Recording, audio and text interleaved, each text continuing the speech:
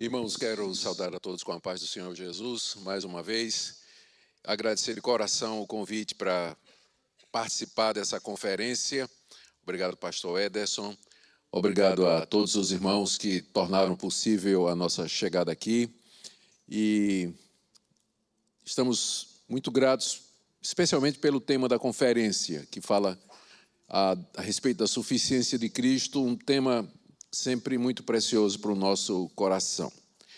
Hoje à noite eu queria falar a respeito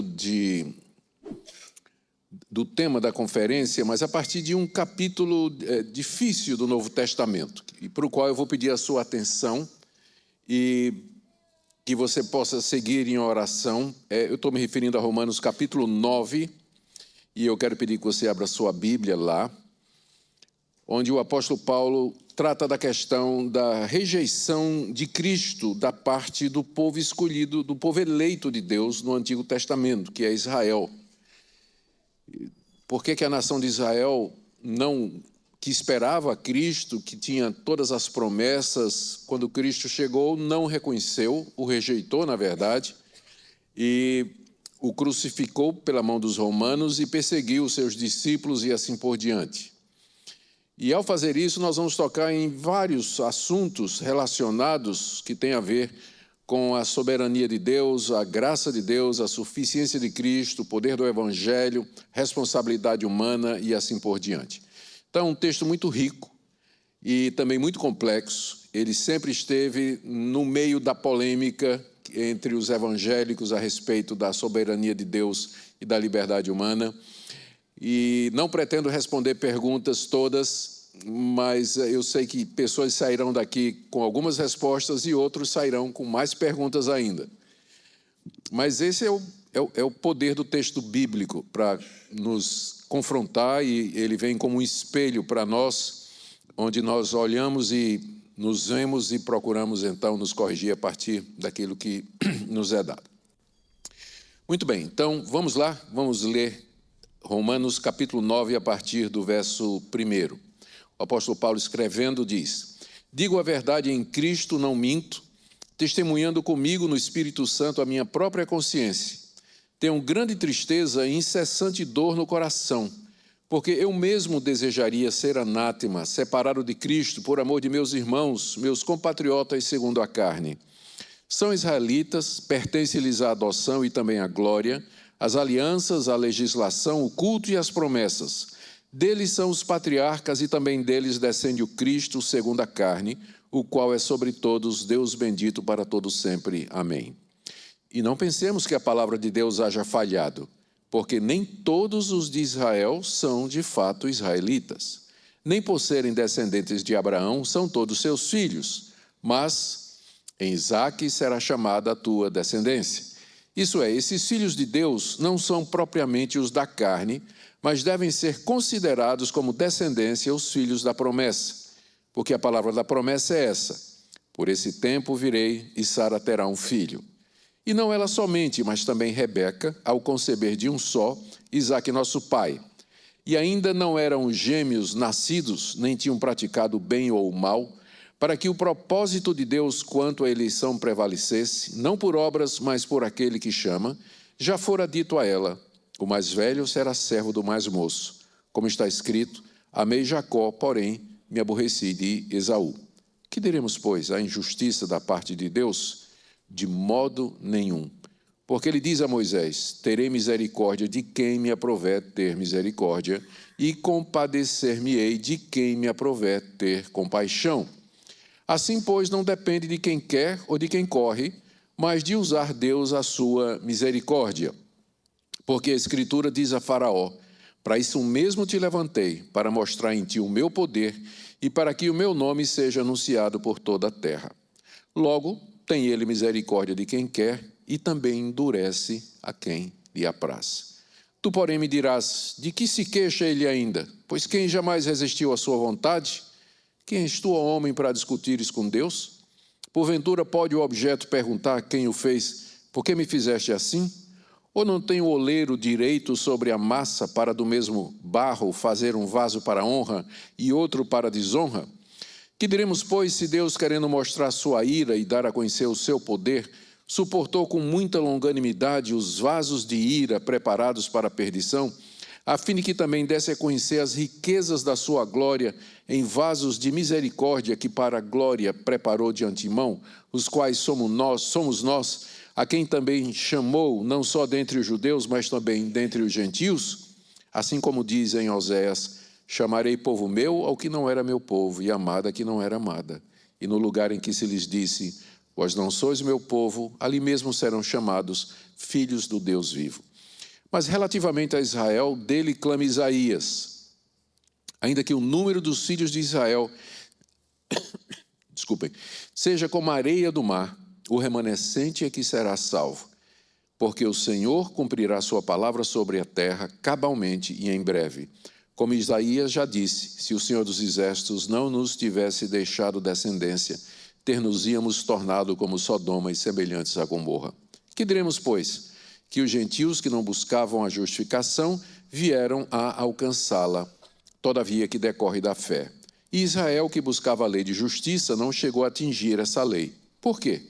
Porque não decorreu da fé, e sim como das obras, tropeçaram na pedra de tropeço, como está escrito: eis que ponho em Sião uma pedra de tropeço e rocha de escândalo, e aquele que nela crê não será confundido. Queridos, até aqui a leitura da palavra de Deus. Queira Deus nos iluminar e nos abençoar à medida que nós entramos nesse texto. Como vocês sabem, o apóstolo Paulo escreveu a carta aos Romanos com o objetivo de apresentar à igreja de Roma o evangelho que ele pregava e os seus planos de evangelizar a Espanha, onde ainda Cristo não tinha sido anunciado. Só que em Roma havia uma comunidade muito grande de judeus. E grande parte desses judeus havia escutado a respeito do apóstolo Paulo. E Paulo era considerado um pária, um traidor das tradições gloriosas da sua terra, da sua gente.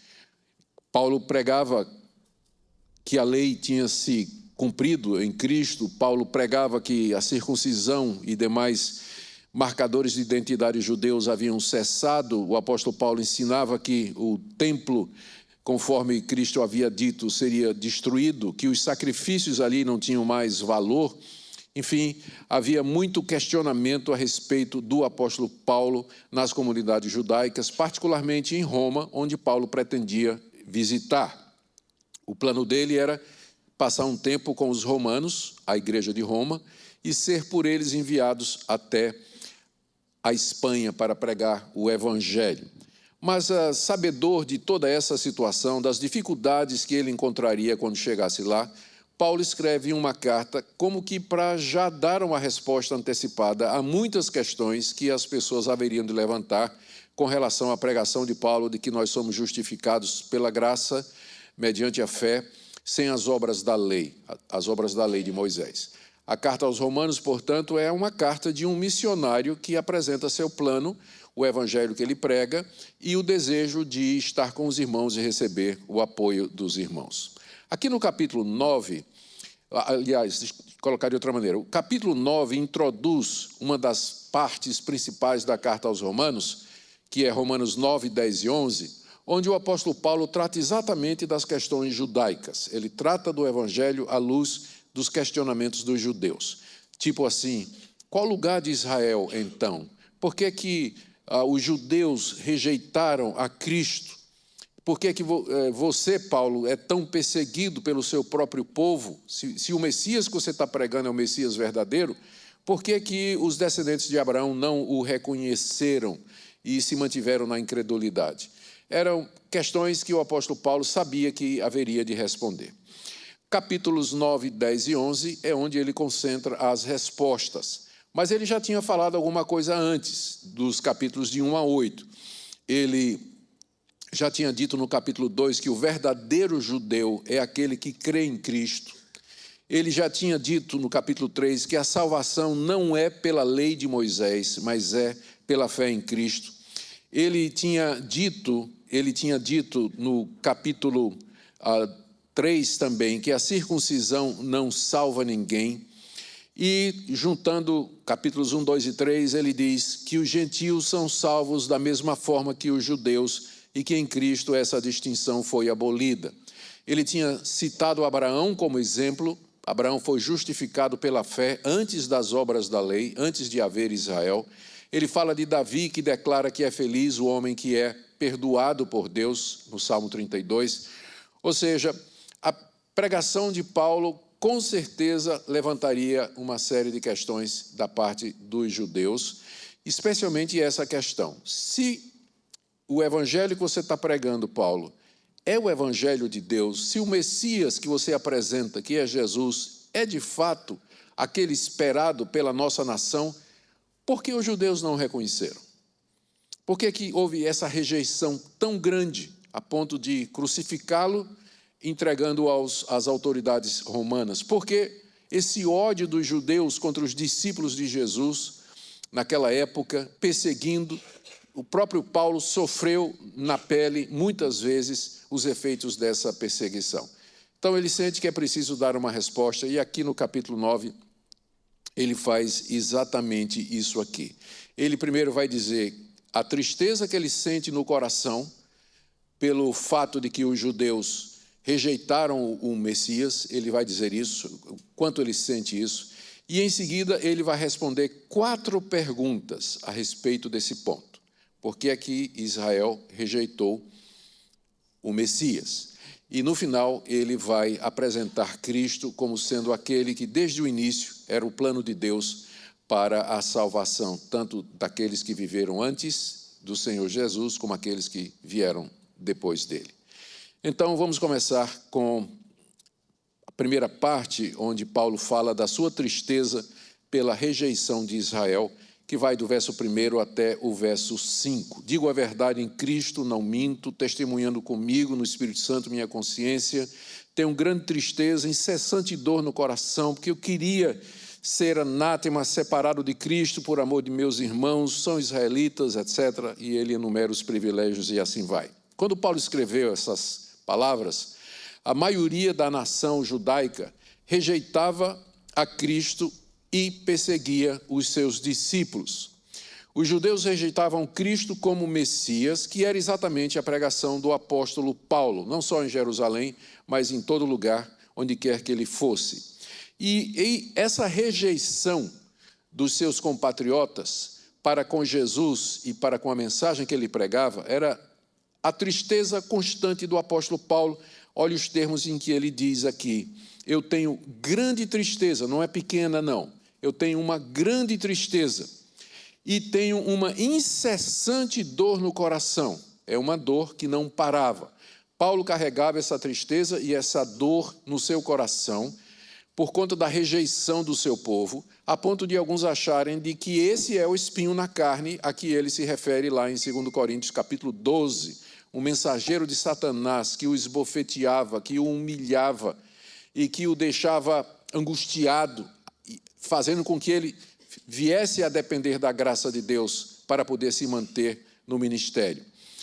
Parecia mentira para o judeu que Paulo sentisse isso. Afinal, Paulo pregava, não é? Eles entendiam que Paulo pregava contra a lei de Moisés, contra o templo, contra as tradições judaicas. Então parecia até hipocrisia de Paulo dizer que ele tinha tristeza no coração por conta da rejeição.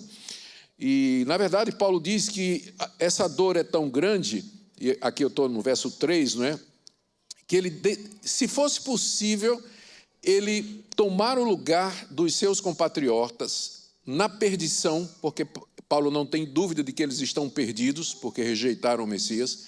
Se fosse possível, Paulo tomaria o lugar deles, se tornando anátema, maldito da parte de Deus, e separado de Cristo. Como ele diz aqui no verso 3, eu mesmo desejaria ser anátema, separado de Cristo, por amor de meus irmãos, meus compatriotas segundo a carne. Ou seja, isso parece uma coisa tão inverossímil que Paulo sentisse isso, que ele começa no verso 1 dizendo: digo a verdade em Cristo, não minto, testemunhando comigo no Espírito Santo a minha própria consciência. É como se fosse um juramento ou um voto que Paulo está dizendo, porque ele sabe que o que ele vai dizer vai parecer hipocrisia para os judeus, de que ele, Paulo, na verdade, ele sofre ele tem tristeza pela atitude da nação com relação ao Messias e a mensagem que ele traz. e por isso ele invoca o Espírito Santo na sua consciência como testemunha de que ele está dizendo a verdade, de que ele vivia em constante dor por causa dos seus compatriotas, a ponto de que, se fosse possível, Paulo iria para o inferno no lugar deles. Você seria capaz de fazer isso ou dizer isso pelos seus inimigos? Paulo está dizendo isso com relação aos judeus. Se fosse possível, não é?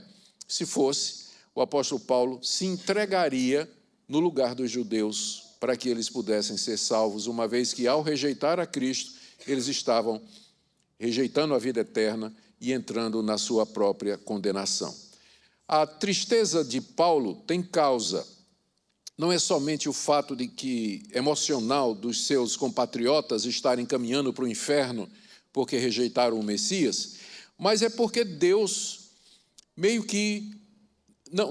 Deus não recebeu a glória que lhe era devida com a nação de Israel. Deus, vou colocar em palavras bem humanas, bem fáceis, né? Deus teve o maior trabalho escolhendo a nação de Israel, dando a lei, os privilégios, construindo todo o Antigo Testamento, e na hora do vamos ver, os judeus rejeitaram. Então, é como se Deus tivesse feito um trabalho perdido, não é? Tanto é que a primeira pergunta que Paulo vai responder é: a palavra de Deus falhou então? Porque no Antigo Testamento a gente vê Deus trabalhando com a nação, fazendo promessas, alianças e uma série de coisas. Paulo enumera 9 privilégios que Deus tinha dado aos judeus. Então aqui, a partir do verso 4. São israelitas, ou seja, eles fazem parte da nação de Israel que Deus escolheu de entre todas as nações. Deus não escolheu os egípcios, os filisteus, os amorreus, os moabitas, os assírios. Deus não escolheu nenhum daqueles povos e civilizações maiores e mais numerosas do que a nação de Israel, mas Deus escolheu Israel. Eles são israelitas, o povo que foi eleito por Deus no Antigo Testamento. A eles pertence a adoção. Deus os adotou como seu povo. Deus não foi adotar nações poderosas como os babilônicos, por exemplo, ou os poderosos assírios, ou o grande Egito. Deus não os adotou como seus, mas Deus adotou a pequena nação de 12 tribos de cuidadores de gado e plantadores e de agricultores que eram descendentes de um homem chamado Jacó. Foi esse povinho, em comparação aos demais, que Deus resolveu adotar. Assim como a glória, a eles pertence a glória. Deus repartiu sua glória com eles.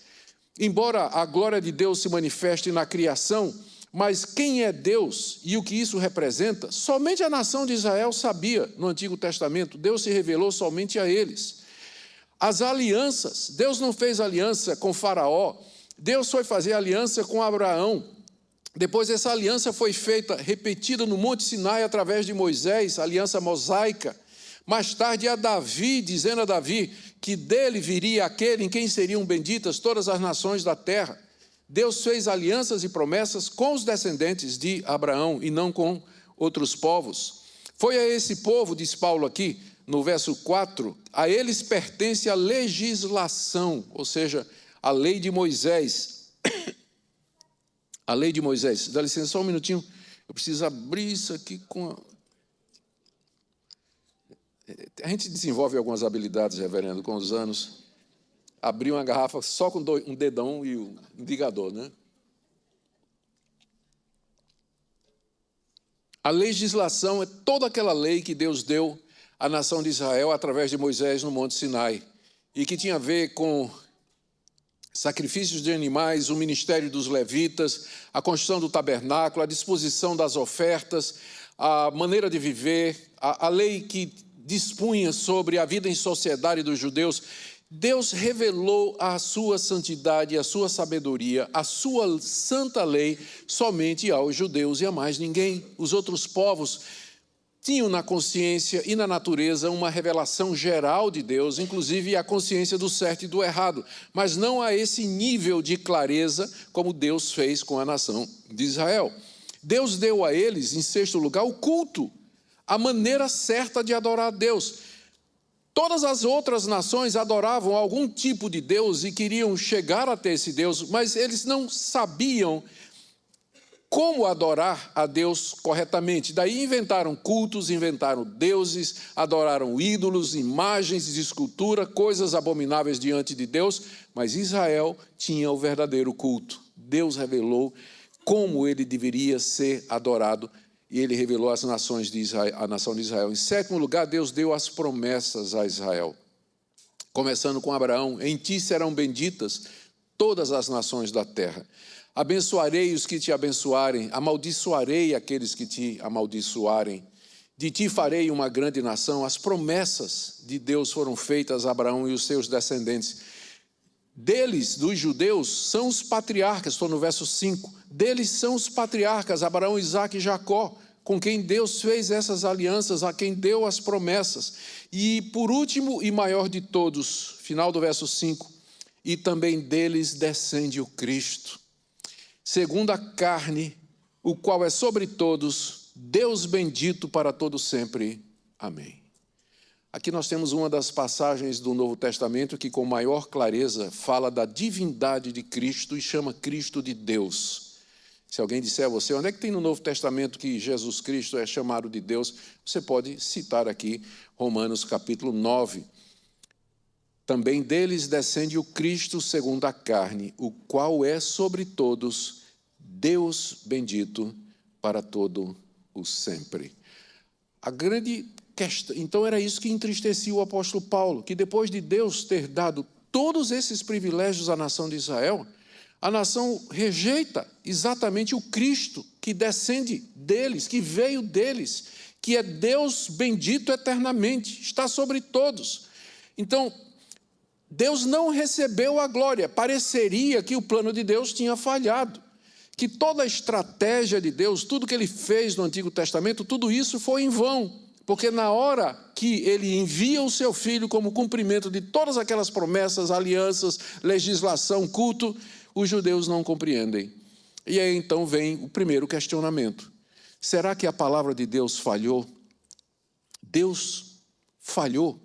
Ele não conseguiu o que ele queria. Ele tinha um plano, mas esse plano foi abortado pelo arbítrio humano. Deus tinha um projeto, mas a liberdade humana jogou tudo por terra e Deus não conseguiu o que queria, porque ele resolveu respeitar a liberdade do homem e aceitar o que o homem quer, e assim, afinal, ele não fez, ou ele não obteve a glória que ele desejava, os efeitos que ele queria daquela nação. Essa é a primeira pergunta que é feita, que Paulo responde e que está aqui no verso 6. E não pensemos que a palavra de Deus haja falhado. Porque era a primeira coisa que viria na cabeça de alguém. Mas então a palavra de Deus falhou, já que os judeus rejeitaram? Paulo diz. E aqui Paulo introduz um conceito que em inglês a gente diz blows your mind. É um conceito que ele diz assim: vocês que estão dizendo isso, que a palavra de Deus falhou, vocês estão partindo de um pressuposto errado. Vocês estão pensando que a aliança de Deus e que todas essas coisas Deus fez com os descendentes biológicos de Abraão. Mas a verdade é que existe um Israel dentro de Israel. E é com esse Israel espiritual que Deus fez o pacto, a aliança, as promessas, e é esse Israel espiritual que são os verdadeiros descendentes de Abraão. E eles creram no Messias. Eles já tinham no Antigo, não foram todos os judeus do Antigo Testamento que rejeitaram as promessas, o culto. A grande maioria, sim. Ler o Antigo Testamento é ler o fracasso da nação de Israel. Idolatria, um rei idólatra atrás do outro, juízes idólatras, profetas corrompidos, líderes que foram atrás de outros deuses, altares construídos sobre os templos, queima de incenso para o exército dos céus. A nação de Israel como um todo é assim. Os profetas, leia os profetas, não tem um profeta que não condene a idolatria de Israel no Antigo Testamento. Não tem nenhum. Mas no meio desse povo, tinha aquilo que Deus disse a Elias: guardei para mim 7.000 que não dobraram o joelho a Baal. Esses 7.000 que não dobraram o joelho a Baal é o que nós chamamos do remanescente, ou a verdadeira descendência, ou o verdadeiro Israel, ou a igreja de Deus, o verdadeiro povo de Deus, que é o que Paulo vai dizer em seguida. Verso 6, não pensemos que a palavra de Deus haja falhado, porque nem todos os de Israel são de fato israelitas. Então, vocês estão operando com o pressuposto errado. Vocês estão pensando que todo mundo que é descendente de Abraão, de Israel, é israelita. Todo mundo que nasceu em Israel é israelita. Não. Nada disso. Verso 7. Nem por serem descendentes de Abraão, são todos seus filhos. Esse foi exatamente o argumento que os fariseus usaram quando foram falar com João Batista, e João Batista exigiu que eles se batizassem, se arrependessem, e eles disseram, nós somos filhos de Abraão. E uma vez disseram isso para Jesus também, quando Jesus os confrontou dos seus pecados, e eles disseram assim, nós não somos bastardos, nós somos filhos de Abraão. Qual foi a resposta de Jesus? Vocês são filhos do diabo. Porque se vocês fossem filhos de Abraão, nesse sentido verdadeiro, vocês teriam me reconhecido e vocês não estariam querendo me matar como vocês estão. Então, esse conceito do Israel dentro do Israel, do Israel espiritual ou remanescente fiel, é o que vai guiar a resposta de Paulo a partir daqui, do capítulo 9, e que lança a base para que nós entendamos que a palavra de Deus não falhou, não. Muitos judeus se converteram, Daniel, Isaías, o profeta Jeremias, o Davi, Moisés, quantos descendentes de Abraão não creram e foram salvos mediante a fé no Messias, nas promessas que Deus havia revelado e Deus havia dito. Então, a palavra de Deus não falhou. Você só precisa entender com quem, de fato, ele fez a aliança. Não é? Porque ele fez aliança com o Israel espiritual. E quem é esse Israel espiritual? Quem são esses? Como é que eles vieram? De que maneira um judeu fazia parte desse remanescente fiel e se tornava parte do povo de Deus, já que não é genético, já que não é biológico, como Paulo está dizendo aqui? E aqui Paulo introduz no verso 7 o conceito da promessa. O conceito da promessa. Os verdadeiros descendentes de Abraão são os filhos da promessa, escolhidos por Deus, chamados de o remanescente fiel. Os judeus que creram no Messias. Veja como Paulo introduz isso aqui a partir do verso 7. Nem por serem descendentes de Abraão são todos seus filhos, mas... E aqui ele está fazendo uma citação de Gênesis 21, 12. Em Isaque será chamada a tua descendência. Vocês lembram o episódio em que essas palavras foram proferidas? Deus veio com mais 2 anjos. Perdão, isso aqui será o próximo. Isso aqui, na verdade, foi com relação a Ismael. Na espera da promessa de Deus de que dele viria uma descendência numerosa, Abraão acabou acedendo ao desejo da sua esposa de ter um filho através da escrava Agar. E fizeram aquele plano de onde veio o primogênito de Abraão, chamado Ismael, que teria por direito a primogenitura e por onde viria a descendência de Abraão. E Abraão talvez até pensava que ele, apesar de ter nascido da escrava, que ele seria aquele em quem Deus haveria de cumprir as promessas. Mas Deus, numa certa altura, vocês conhecem a história, Deus manda que Abraão despeça a escrava Agar, juntamente com Ismael, e diz, em Isaque já tinha nascido a essa altura, será chamada a tua descendência. Ambos eram filhos de Abraão. Ismael era o mais velho, tinha direito à promessa, à primogenitura, mas Deus disse, não é Ismael, é Isaque. Em Isaque será chamada a tua descendência. Ou seja, um ato soberano de Deus. Ele diz, ele é que disse quem seria a descendência, por onde viria a descendência, o povo escolhido. E aí a conclusão está no verso 8, isto é, esses filhos de Deus, que é outro nome para a descendência, o remanescente fiel, esses filhos de Deus não são propriamente os da carne, mas devem ser considerados como descendência os filhos da promessa. Ou seja, esse povo que se salvou de entre os judeus que se salvaram no Antigo Testamento, que faziam parte do verdadeiro povo de Deus, com quem Deus tinha aliança, eles foram chamados por Deus. Eles foram trazidos por Deus, escolhidos por Deus. A gente vai ver isso aqui mais adiante. A bifurcação começa aqui, não é? Ele menciona ele começou mencionando Isaac, mas antes disso, ele já tinha 2 exemplos. E aqui, a partir do verso 9, o apóstolo Paulo tira um argumento da história dos patriarcas. Primeiro, a escolha de Isaac. Veja o verso 9. Porque a palavra, perdão, já foi falado aqui, agora a escolha de Esaú, capítulo 9, a partir do verso 9. Porque a escolha de Jacó. Porque a palavra da promessa é essa: por esse tempo virei e Sara terá um filho. Gente, são 3 histórias aqui, viu? Vocês me desculpem aqui, porque precisa de muita atenção para o que Paulo está dizendo aqui. Ele já falou a história de Isaac e Ismael, e agora ele vem para a promessa que ele faz a Sara. No verso 9, por esse tempo virei e Sara terá um filho.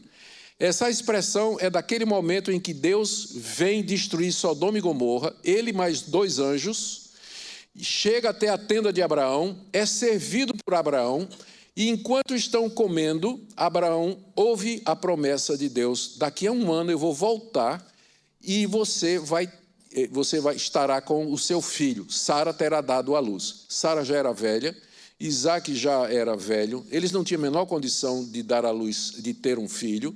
E Sara, quando viu isso, que ela estava lá na tenda com os ouvidos, né, aprumado, ela estava ouvindo a conversa toda.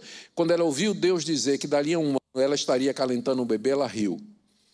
E Deus ouviu e disse: por que é que você riu? Ela negou, né, dizendo: não riu. Mas Deus disse: não, você riu mesmo. Mas era para rir, não é? Ela já tinha 90 e poucos anos, Abraão também. Não tinham mais condição de ter filhos, mas Deus disse: você vai ter um filho. E o filho de Abraão, Isaac, nasceu exatamente dali a 1 ano. Ele nasceu conforme a promessa. Nasceu conforme a promessa. Não foi segundo a carne, porque foi um nascimento sobrenatural. E agora vem o terceiro exemplo, que está aí no verso 10. E não ela somente, mas também Rebeca, ao conceber de um só, Isaac, nosso pai. E ainda não eram gêmeos nascidos, nem tinham praticado bem ou mal, para que o propósito de Deus quanto à eleição prevalecesse, não por obras, mas por aquele que chama. Já fora dito a ela: o mais velho será servo do mais moço. Como está escrito: amei Jacó, porém me aborreci de Esaú. Aqui o apóstolo Paulo está citando aquele episódio quando Rebeca concebeu de Isaac, e ela sentiu que havia uma briga na barriga dela. E ela foi consultar a Deus, provavelmente através do oráculo ou do seu próprio marido, porque os patriarcas funcionavam como sacerdotes também naquela época. E a resposta de Deus foi: o mais velho será servo, tem 2 nações no teu ventre, mas o mais velho será servo do mais moço. Deus outra vez invertendo o curso natural das coisas. O mais velho, que deveria ser o herdeiro, não é. Ele é rejeitado e no lugar dele, Deus escolhe o mais moço. A esse episódio é referido mais tarde pelo profeta Malaquias, como está no verso 13, como está escrito: amei Jacó, porém me aborreci de Esaú. Malaquias citou isso aqui, Deus disse isso aqui, depois do exílio babilônico, quando os judeus voltaram lá da Babilônia, em um grupo muito pequeno, 50 mil judeus, 1 milhão tinha sido deportado, 50 mil judeus voltaram, reconstruíram o templo com muita dificuldade, cercado de inimigos.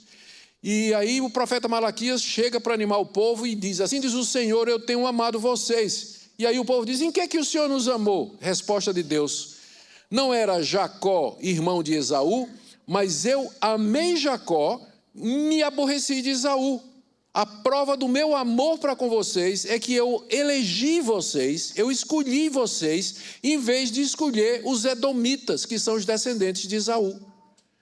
Ou seja, a maior prova do amor de Deus, que Deus pode dar para nós, é o fato de nós sermos eleitos para sermos seus filhos e fazermos parte do povo amado e querido de Deus. Não meça o amor de Deus por você através de prosperidade, saúde, bens materiais ou coisas que você porventura queira. Porque Deus dá tudo isso, inclusive para quem é ímpio. Até ateus têm coisas boas e ganham coisas boas da parte de Deus. Mas a maior prova do amor de Deus é essa daqui. Amei Jacó, mas me aborreci de Esaú. Porque você foi amado por Deus para a salvação e para a redenção. Essa é a maior prova que você pode ter do amor de Deus. Paulo, então, comentando sobre isso, agora volte para o verso 11, ele diz assim, que essa palavra que foi dada a Rebeca, ela foi dada quando os gêmeos ainda não eram nascidos, nem tinham praticado bem ou mal. Ou seja, Deus amou Jacó e aborreceu Esaú, eles não tinham nem nascido ainda, não tinham cometido nenhum ato ainda de bem ou do mal, e Deus já tinha soberanamente feito a sua decisão e a sua escolha. Amei Jacó e aborreci Esaú. Por que isso foi feito? Verso 11, para que o propósito de Deus quanto à eleição prevalecesse, não por obras, mas por aquele que chama. Para que ficasse claro que a salvação não é por obras, não é pelo mérito, não é por nascimento, não é por biologia ou genealogia, mas é segundo a misericórdia e a graça do Deus que chama quem Ele quer para fazer parte do seu povo. Então, aqui os contornos do remanescente fiel estão sendo mais bem definidos. Desde sempre, o povo de Deus foi esse povo que Ele amou, que Ele chamou, soberanamente escolheu de entre a humanidade perdida para fazer parte do seu povo. O chamado de Abraão, a instituição da nação de Israel foi para abrigar esse povo enquanto o Messias não vinha. Mas a aliança de Deus é com esse povo que a gente chama do remanescente fiel ou a igreja de Deus, o verdadeiro povo de Deus. E isso segundo a escolha de Deus, o propósito de Deus quanto à eleição, não por obras, mas por aquele que chama. E aí, essa palavra não é fácil de ouvir, e aí vem a segunda pergunta. Né? Vem a segunda pergunta. Será que Deus, a primeira pergunta que Paulo responde é, Deus rejeitou o povo de Israel? A resposta é não. Porque, na verdade, a aliança de Deus, o pacto é com o Israel, dentro de Israel, o remanescente fiel, aqueles que são chamados segundo a soberania de Deus, conforme a história de Abraão, Isaac e Jacó demonstram. Está muito claro. É segundo a promessa e segundo o chamado de Deus, não é segundo as obras. Mas aí vem a segunda pergunta, mas o senhor está dizendo que Deus amou Jacó e se aborreceu de Esaú, quando eles não tinham feito nem bem nem o mal? Será que Deus não é injusto em fazer essa escolha? Essa é a primeira pergunta que vem na cabeça de muita gente quando esse assunto é tratado, né? Será que Deus não está sendo injusto ao fazer isso? Gêmeos, filhos do mesmo pai e da mesma mãe, nasceram no mesmo dia, mas Deus amou um e aborreceu o outro. Será que há injustiça da parte de Deus? A resposta, a questão está aqui no verso 14, não é?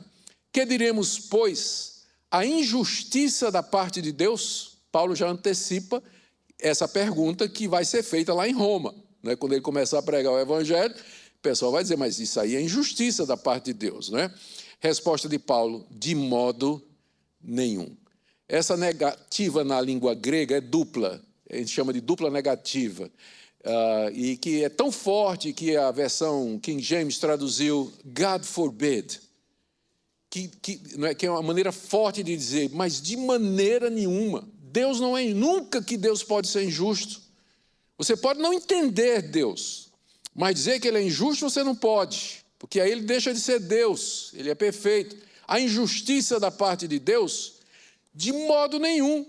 E aí, essa ideia absurda, né, de que Deus é injusto, Paulo contrapõe com uma palavra que Deus, certa ocasião, disse a Moisés e que está lá no livro de Êxodo, capítulo 33, verso 19. Vocês lembram o episódio?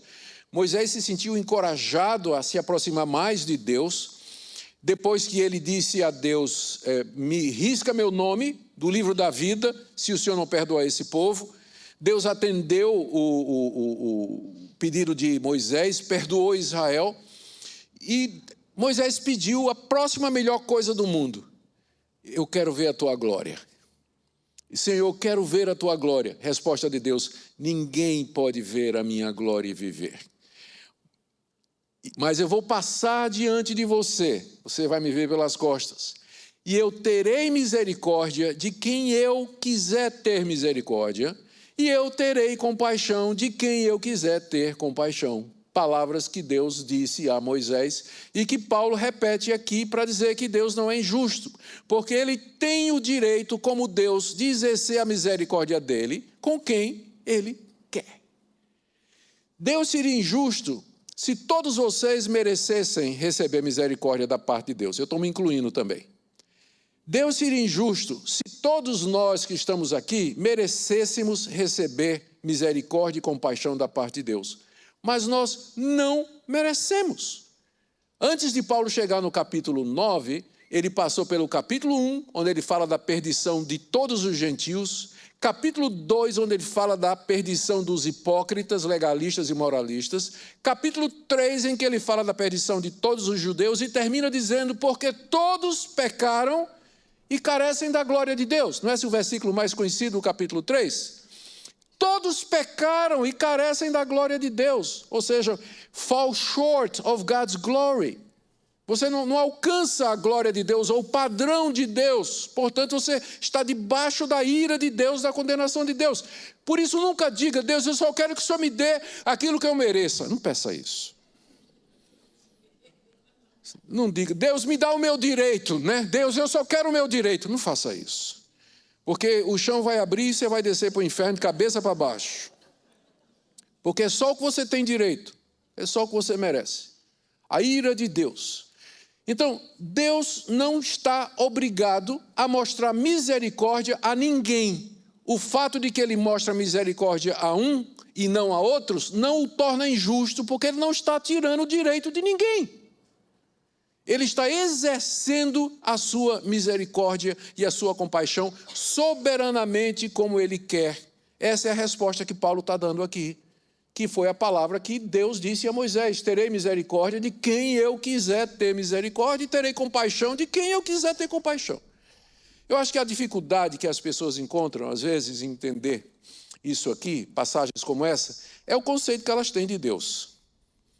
Se você crê no Deus da Bíblia, Criador de todas as coisas, eterno, onisciente, onipotente e onipresente, imutável no seu ser, na sua sabedoria, totalmente outro de nós, distinto da sua criação, imanente, porém transcendente.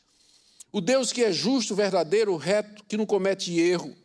Se você crê nesse Deus, você vai entender que ele tem o direito de dizer isso aqui: eu terei misericórdia de quem eu quiser ter misericórdia. Eu não estou obrigado a mostrar compaixão a ninguém. E se eu faço porque quero, e não porque sou compelido por alguma razão externa, como, por exemplo, a justiça humana, ou o mérito humano, ou as obras humanas, ou a religiosidade humana. Terei misericórdia de quem eu quiser ter misericórdia. Olha a conclusão de Paulo no verso 16. Assim, pois, não depende de quem quer ou de quem corre, mas de usar Deus a sua misericórdia. Aqui está dizendo que a gente tem que querer e a gente tem que correr. Ou seja, o fato de Deus ser soberano na dispensação da sua misericórdia não quer dizer que a gente então vai ficar assim quietinho e dizer: bom, eu vou ficar aqui esperando que, torcendo para que eu tenha a sorte de ser alguém que Deus vai derramar a sua misericórdia. Não, você tem que querer e você tem que correr, não é isso que está dizendo aqui? Só que no final, não adianta você querer e não adianta você correr se você não quiser a coisa certa e correr para o lugar certo. E isso quem dá é Deus. Todo ser humano quer e corre, porque ninguém quer ir para o inferno, ninguém quer ser condenado.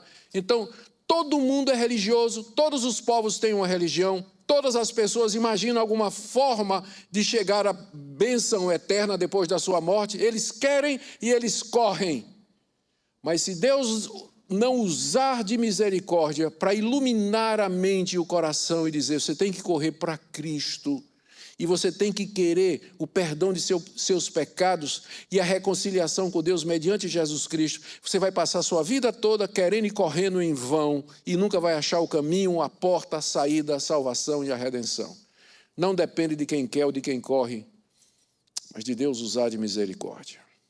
Essa é a conclusão de Paulo, dessa palavra que Deus disse a Moisés. E aí ele, verso 17, com a história de Faraó. Porque a Escritura diz a Faraó. Vejam que alto apreço o apóstolo Paulo tinha a Escritura, como se fosse o próprio Deus falando, né? Ele antes já disse Deus, e agora diz a Escritura. É a mesma coisa. Deus fala pela Escritura. Deus fala pela Escritura, Ele se revela pela Escritura. É na Escritura que nós ouvimos a voz de Deus. Quando a gente lê a Bíblia, Deus fala com a gente. Se você quer ouvir a voz de Deus alto, lê a Bíblia em voz alta, que você vai ouvir Deus falando audivelmente para você. O que é que a Escritura diz a Faraó? Para isso mesmo te levantei, para mostrar em ti o meu poder e para que meu nome seja anunciado por toda a terra. Lá no livro de Êxodo, nós lemos vários versículos que dizem que Faraó endureceu o coração. Mas lemos também outros versículos que dizem que Deus endureceu o coração de Faraó. Está escrito pelo apóstolo Paulo, em 2 Tessalonicenses, capítulo 2, que quando as pessoas rejeitam o amor da verdade para serem salvos, Deus manda a operação do erro para que elas creiam na mentira. E aqui em Romanos, capítulo 1, Paulo já tinha dito, porque os homens rejeitaram a revelação que Deus fez da natureza, Deus os entregou às paixões infames. 3 vezes, Romanos 1, 24, Romanos 1, 26, Romanos 1, 28. Deus os entregou às paixões do seu próprio coração. O pior castigo que Deus pode dar a uma pessoa, a um pecador impenitente, é dizer para ele, seja feita a tua vontade. Deus endurece quem já endureceu o coração. Faraó tinha endurecido o coração, Deus o endureceu. E nessa combinação das duas coisas, você tem o ciclo completo e a história completa. Deus levanta um Faraó endurecido para nele mostrar a sua glória. Porque quando Moisés ia lá dizendo, deixa aí o meu povo, Faraó dizia, de jeito nenhum. E Deus então mostrava o seu poder sobre os deuses do Egito, sobre Faraó, sobre toda a terra, sobre todas as pessoas. Deus levanta Faraó para nele mostrar a sua glória. Com isso, o apóstolo Paulo revelando que Deus recebe glória não somente nos que se salvam, mas também através dos endurecidos, dos impenitentes, dos perdidos, que vão embora para o inferno por conta da sua própria culpa, da sua própria responsabilidade. Conclusão de Paulo no verso 18. Logo, tem ele misericórdia de quem quer, e também endurece a quem lhe apraz. Quando Deus endurece um pecador, é porque, quando você pega o quadro completo da Bíblia, esse pecador já endureceu o seu coração, conforme Romanos 1, 2 Tessalonicenses 2, que eu já citei para vocês. Então, Deus endurece quem Ele quer. Ele pode pegar um pecador endurecido e converter o coração, ou Ele pode deixar o pecador continuar na dureza do seu coração, endurecendo cada vez mais, para que a conta no dia do juízo seja maior e a punição seja proporcional. Deus tem misericórdia de quem quer e também endurece a quem lhe apraz. Aqui o apóstolo Paulo, não vamos perder o fio da meada, não é? Porque é fácil perder o fio da meada aqui. Não vamos perder a linha de pensamento do apóstolo Paulo. Ele está querendo responder a pergunta. Se o evangelho que você prega é verdade, por que o teu próprio povo rejeitou? Falhou tudo que Deus fez com Israel? Resposta de Paulo, não. Porque o pacto de Deus é com o remanescente fiel, que é escolhido soberanamente por Deus. Não é por nascimento, veja o caso dos gêmeos, não é pela primogenitura, veja o caso de Ismael e de Isaque, não é por nada que ninguém faça, mas pela soberana graça de Deus, que Ele dispensa a quem Ele quiser, porque Ele é Deus, Ele faz isso, de dar sua graça a quem Ele quer, e endurece inclusive os pecadores, conforme Ele lhe apraz, conforme lhe apraz. Essa é a resposta do apóstolo Paulo, ou seja, não tem injustiça da parte de Deus.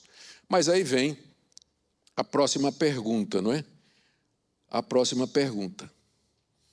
E a próxima pergunta é essa: mas então, Paulo, como é que Deus então vai se queixar da incredulidade de Israel? Se todo mundo faz a vontade dele, ele está se queixando de quê? Se Deus é soberano, qual é a responsabilidade humana? Por que Deus se queixa?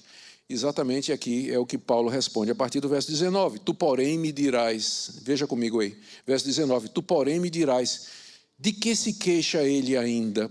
Pois quem jamais resistiu à sua vontade? Aqui, a partir desse versículo, o apóstolo Paulo começa o que a gente chama, é um recurso de linguagem, de escrita chamado diatribe.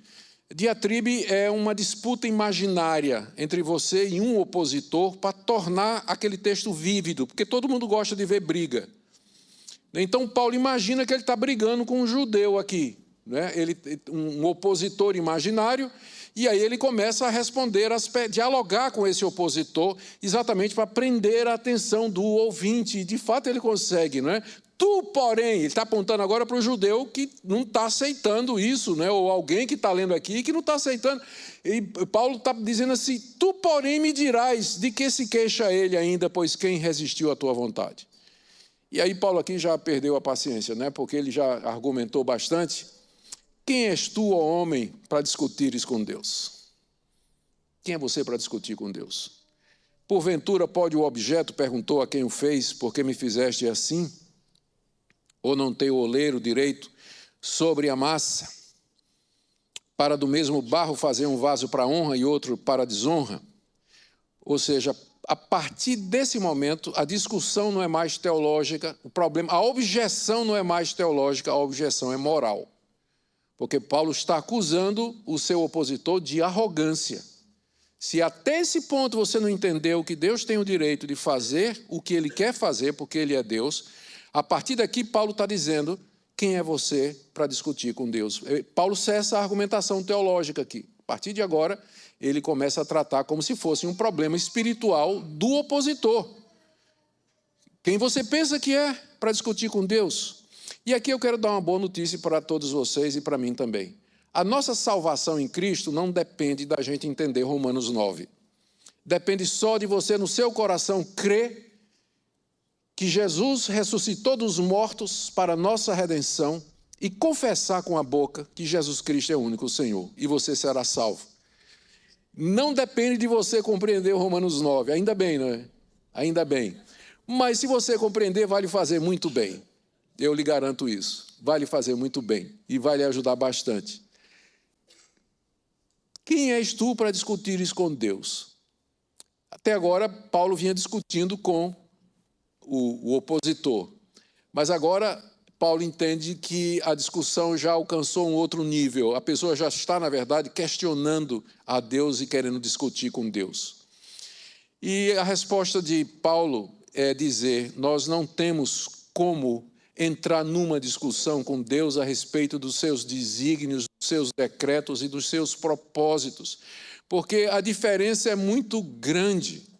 Deus é totalmente outro.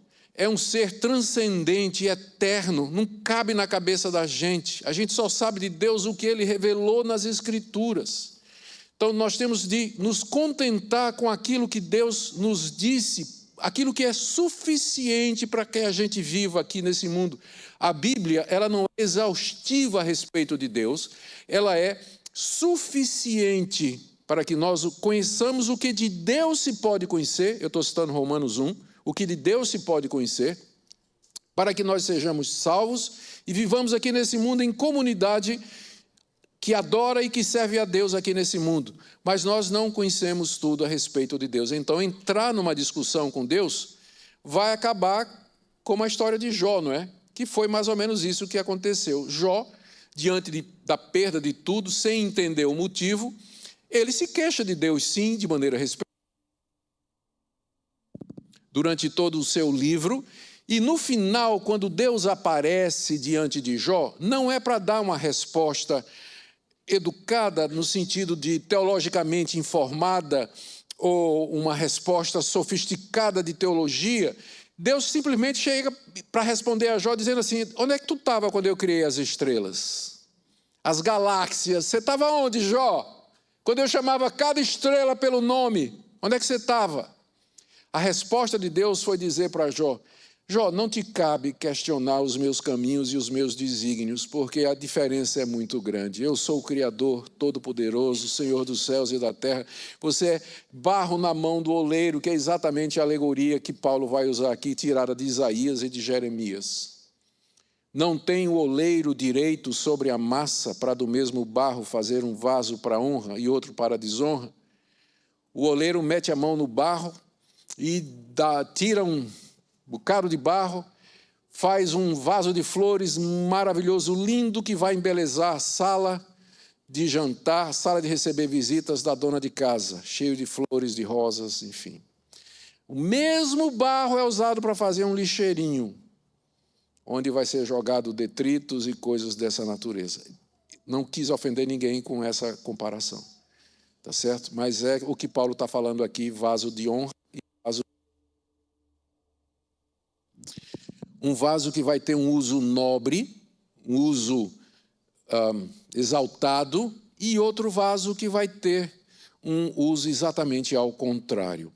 O que Paulo está dizendo aqui, essa alegoria de Paulo, quer dizer simplesmente o seguinte, que Deus, da massa corrompida da humanidade, Ele tirou pessoas em quem Ele quis mostrar a sua graça, a sua misericórdia, através do perdão de pecados, e da mesma humanidade perdida, Ele tirou aqueles em quem Ele mostraria a sua justiça e a sua santidade, vasos preparados para a sua ira.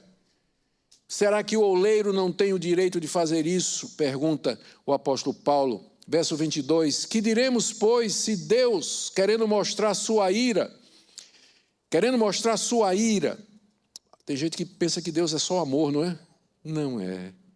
Não é, Deus não é só amor, não, Ele é amor, Ele é misericórdia, Ele é compaixão, mas Ele é santo, Ele é justo, Ele é reto e Ele é verdadeiro.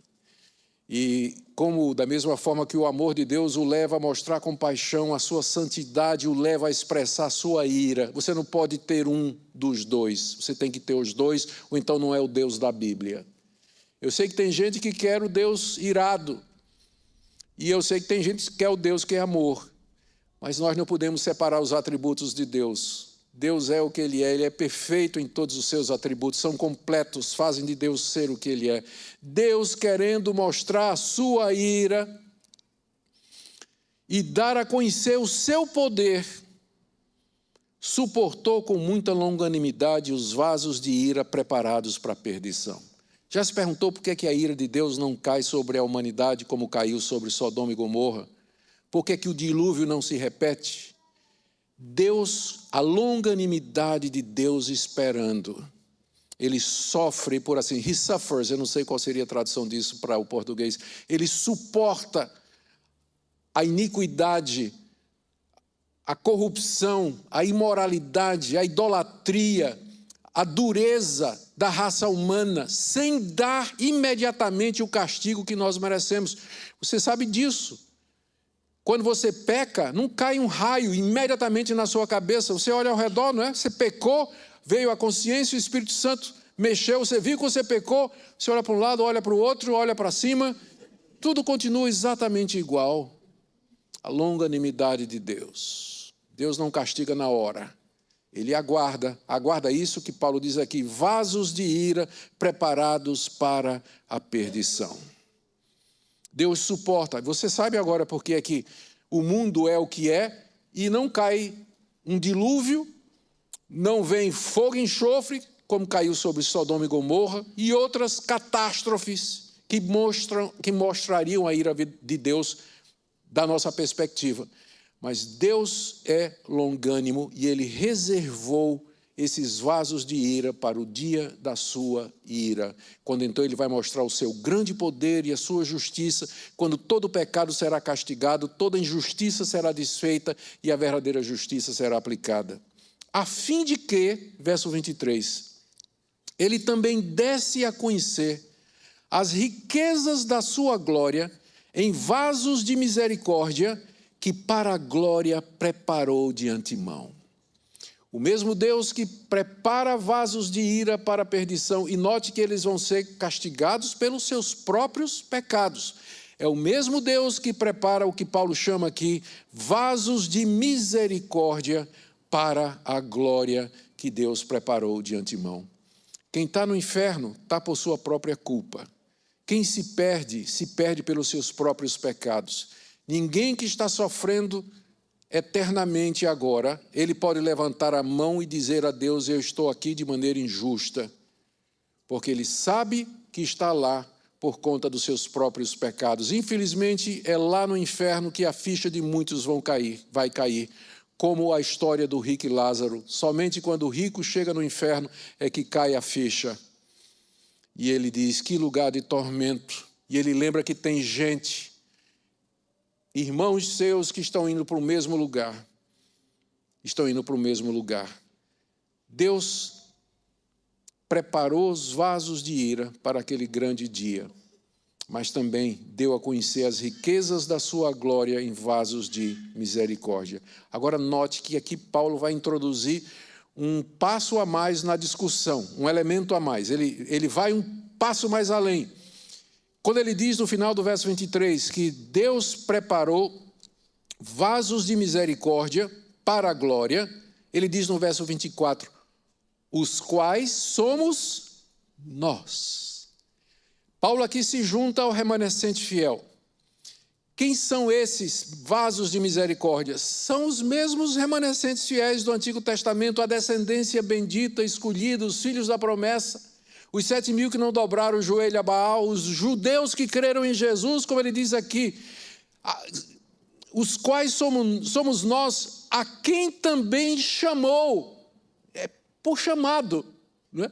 É Deus que chama, e chama para valer. Quando Deus chama, pecador vem, e ele chama de um jeito que o pecador vem porque quer, como o rapaz que quer conquistar a moça, e fala ao coração dela, diz palavras doces, bonitas, palavras reais e verdadeiras, mostra o seu caráter, chama de tal forma, fala de tal maneira que a moça se deixa vencer e conquistar, e livremente ela vem. Assim o Espírito Santo faz conosco. Quando Deus chama, Ele fala ao nosso coração, abre os nossos olhos, nos convence do pecado, nos mostra a suficiência e a beleza de Cristo, de forma que quando você veio, quando você creu, você fez isso voluntariamente, de livre e espontânea vontade, porque quis.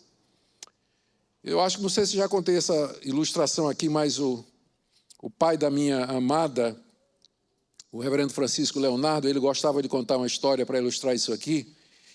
O meu sogro, ele dizia: imagina uma rua e onde tem uma porta bem grande, e do lado de fora está escrito assim: vinde a mim todos vós que estáis cansados e oprimidos, eu vos aliviarei.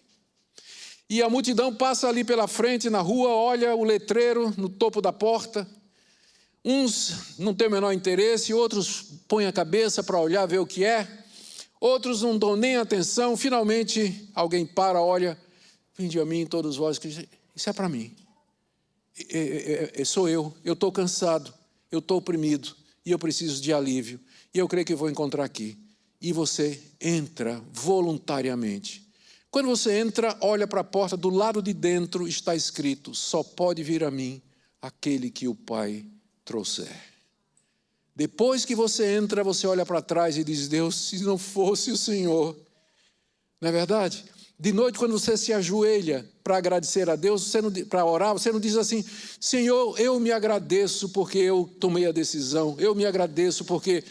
É isso que você faz? Não. Senhor Deus, eu te agradeço porque o Senhor me chamou, o Senhor botou alguém na minha vida, eu nasci num lar evangélico, eu ouvi a palavra de Deus, nasci num país livre onde o evangelho é pregado. Você dá a Deus toda a glória, não dá? Todo mundo de joelhos entende Romanos 9. Você sabe que é a glória de Deus, é a graça de Deus, é o poder de Deus. Os quais somos nós, o remanescente fiel, a quem chamou. Agora, não só dentre os judeus, mas também de entre os gentios. E aqui a gente pode quase imaginar os judeus dando um pulo, né? Porque essa era uma das razões que eles perseguiam Paulo, porque não queriam que Paulo pregasse o evangelho para os gentios. E aqui Paulo diz que o remanescente fiel, o povo eleito, é composto de judeus e gentios, chamados por Deus através da pregação do evangelho, chamados irresistivelmente. É esse o povo de Deus. Por isso que a palavra de Deus não falhou, o plano de Deus corre perfeito para a consumação, exatamente como ele tinha planejado. E para mostrar que ele não está dizendo nenhuma novidade, Paulo faz 4 citações do Antigo Testamento, 2 de Oséias e 2 de Isaías.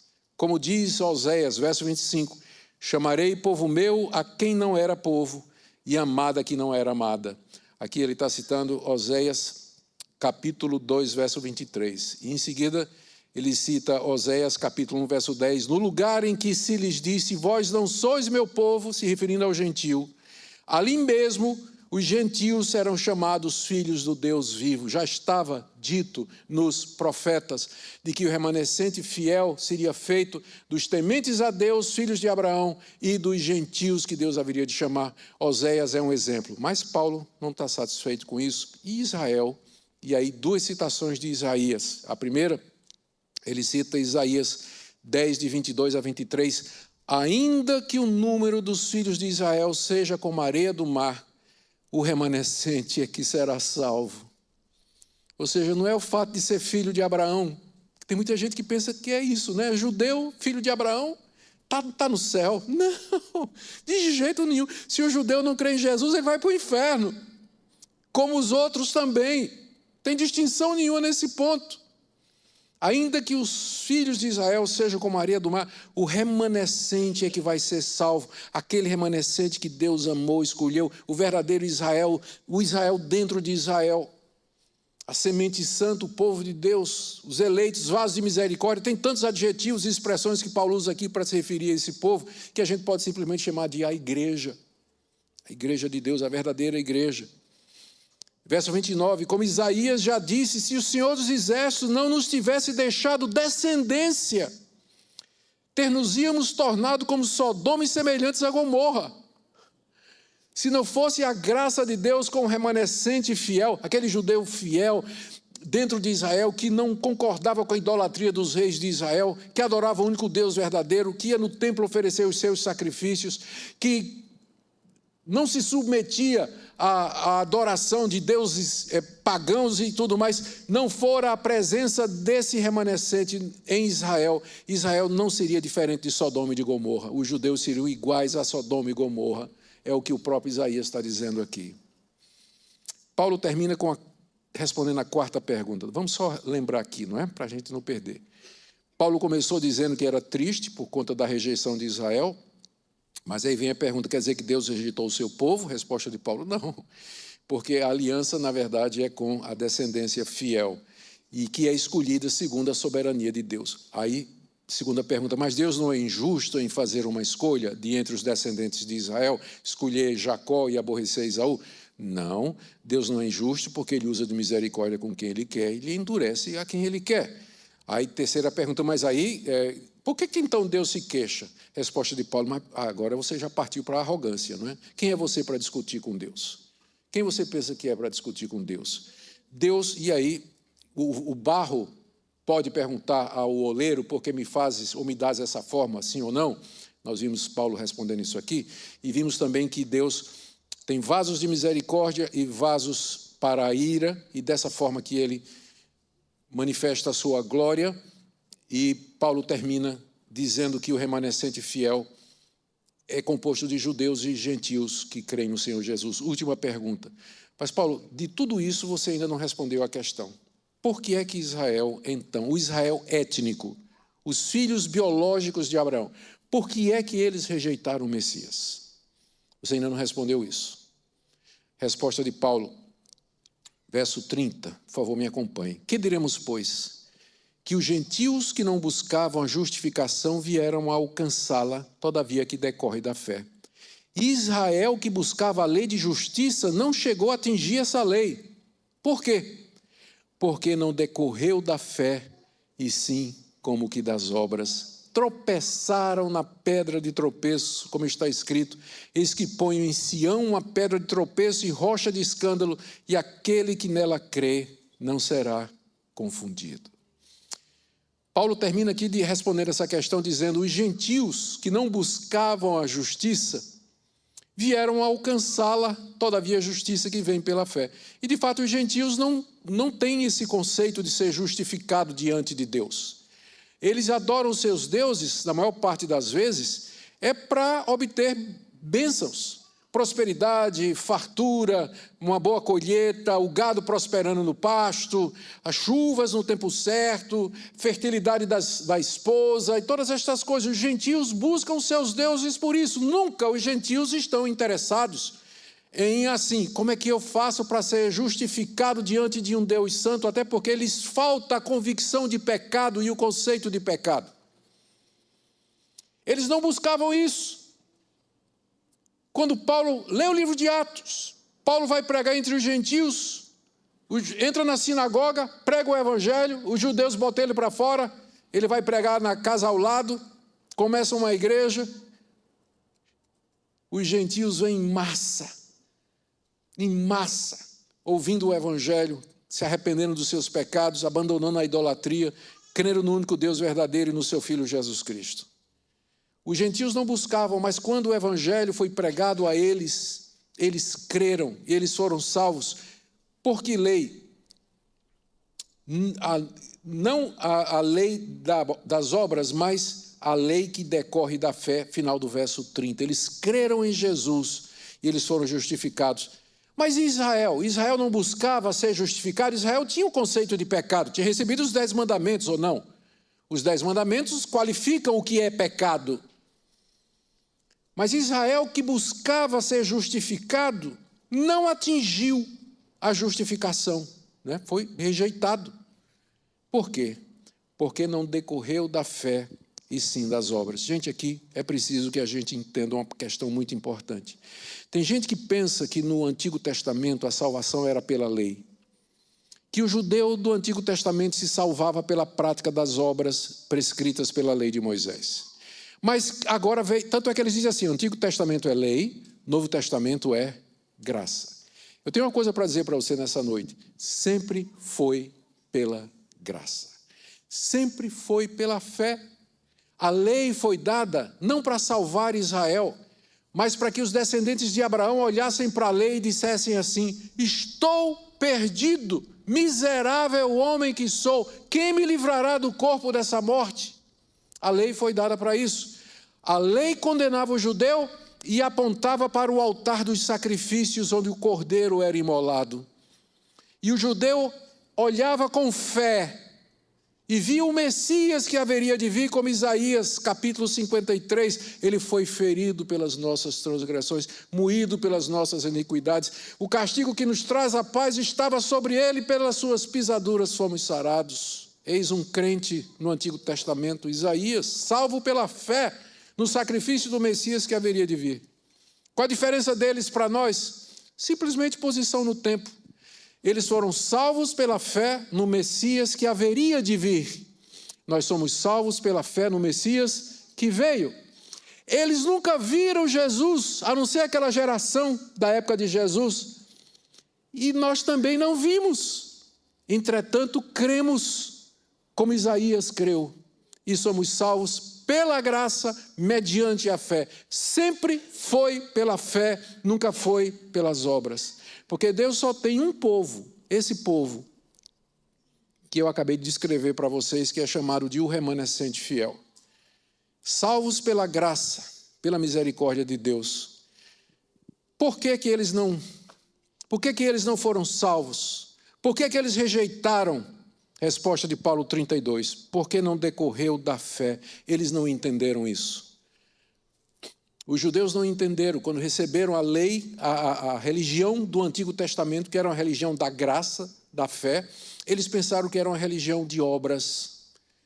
E por isso eles não entenderam quando o Messias veio e disse que primeiro tinha que ser crucificado, em cumprimento de tudo aquilo que estava escrito. E aí eles tropeçaram na pedra de tropeço. A citação que Paulo faz aqui, também do profeta Isaías. Tropeçaram na pedra de tropeço. Cristo estava no Antigo Testamento. Era como que uma rocha. Quem cria nele não era confundido, mas quem não cria, batia na pedra e caía no chão.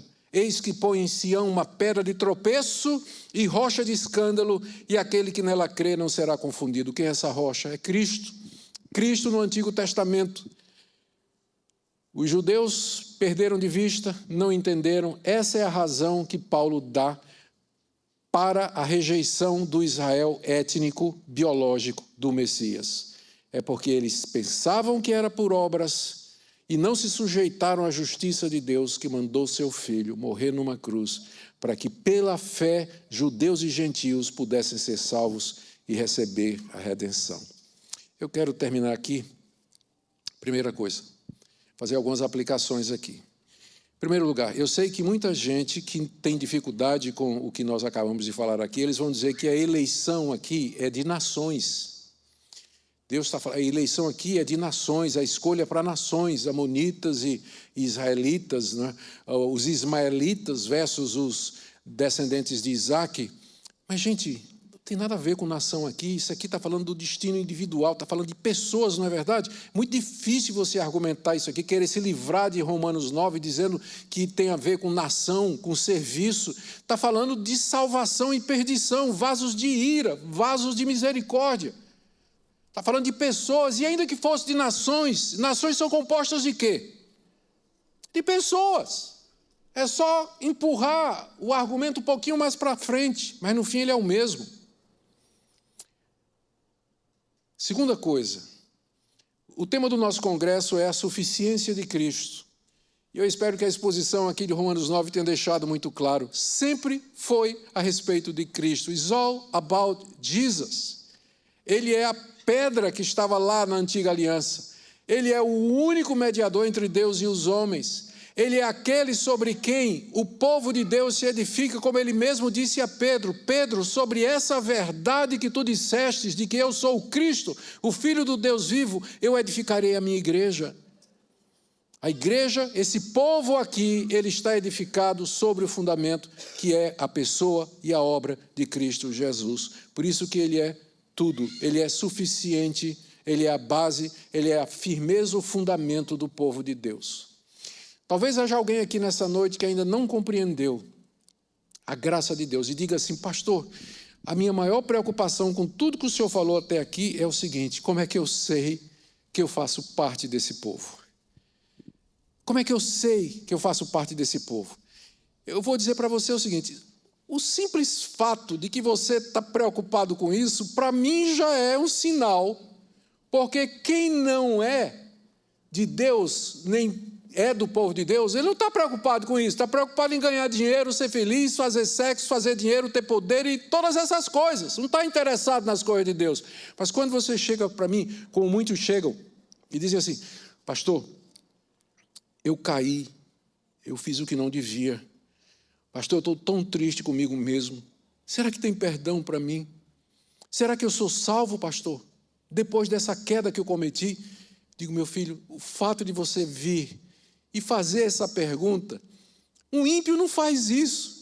Ele está no pecado, mas ele está endurecido, ele está cego. No máximo que ele pode ter é remorso, medo das consequências do que ele fez. Mas verdadeira tristeza pelo pecado, só o eleito tem.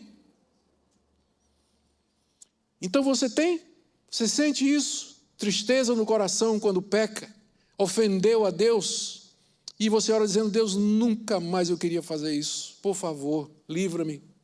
É assim que você se sente? É um bom sinal da eleição. E talvez nessa noite haja alguém que diga assim: pastor, eu quero ir a Cristo, mas eu tenho medo de não ser parte desse povo, de não ser eleito. Eu quero, mas eu tenho medo disso. Eu tenho medo de chegar lá na porta do céu e São Pedro olhar lá o iPad dele e dizer: teu nome não está aqui. Porque tem gente que pensa que é assim, não é esse assunto, pensa que é assim. O pessoal chega, né, morre, crente, acreditou em Jesus, aceitou o evangelho, morreu, chegou na porta do céu, aí o anjo Gabriel barra lá e disse: o que é que você quer? Diz: eu quero entrar, quero ir para o céu, eu aceitei Jesus. Sim, meu filho, mas você não é eleito. Mas eu aceitei Jesus, mas você não é eleito, você não foi predestinado. Está vendo ali escrito, ó, inferno, aquela porta ali, vá para lá. Tem gente que pensa que é assim. Mas eu vou te dar outra versão, que mostra a verdade. Imagina uma multidão com tampões nos olhos, tampões nos ouvidos, caminhando todas juntas para um grande abismo, sem fundo. E atrás deles, Deus gritando: voltem, voltem, vocês estão caminhando para a perdição. Ninguém ouve, ninguém escuta, ninguém se volta, até que Deus vem por trás, arranca as vendas dos olhos, tira os tampões do ouvido e diz: olha para onde você está indo, volte para o Salvador. E a pessoa e volta. Essa é que é a verdade, porque não tem ninguém querendo Deus, se Deus primeiro não gerar nele esse desejo e essa vontade. Então, se você tem vontade, venha, porque Jesus disse: quem vem a mim de maneira nenhuma mandarei embora, lançarei fora. Se você tem desejo, venha, creia no Senhor Jesus e Cristo o receberá de braços abertos e bem-vindo ao povo da aliança. Amém? Que Deus abençoe a vida de vocês, que vocês continuem a proclamar o verdadeiro evangelho aqui nessa cidade e se regozijando com a suficiência do nosso Senhor e Salvador Jesus. Amém. Muito grato.